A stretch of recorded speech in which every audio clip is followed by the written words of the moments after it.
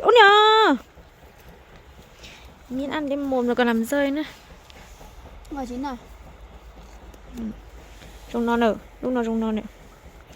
Ăn bằng nó. Chị ngon chị ha. Không toàn. Hãy đi làm gì đấy chị? Chị hãy đi làm gì đấy?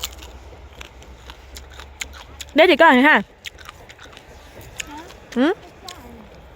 Ngon không? Ngon không nhỉ? Quả này này. Hai quả này. Ok. Ngon.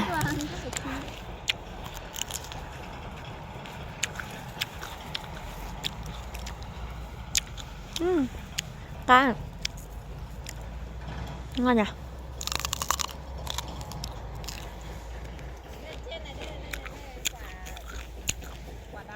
Một quả ổi. Chị đang hái đi bán à hay là như nào hả chị? Hả?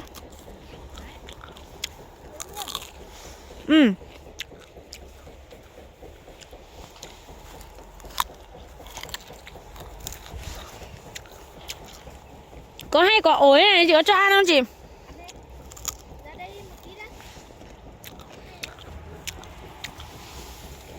Có phun thuốc không ấy?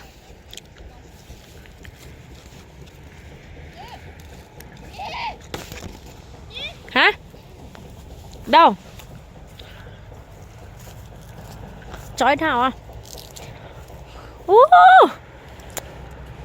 Cái này có phun thuốc không anh nhỉ?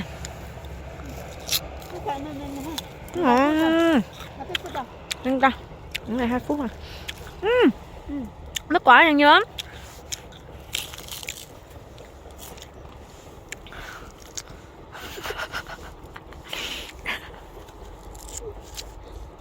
Đờ đờ nhiều.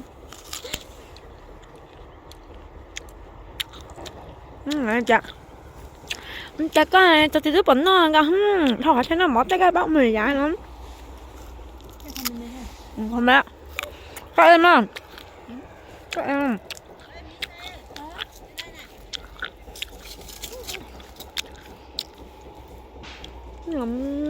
Nhiều quả lắm ấy. Những quả như này thì người ta mới gọi là chín. Rồi. Này thì nhận nó dễ tuôn à. Hả?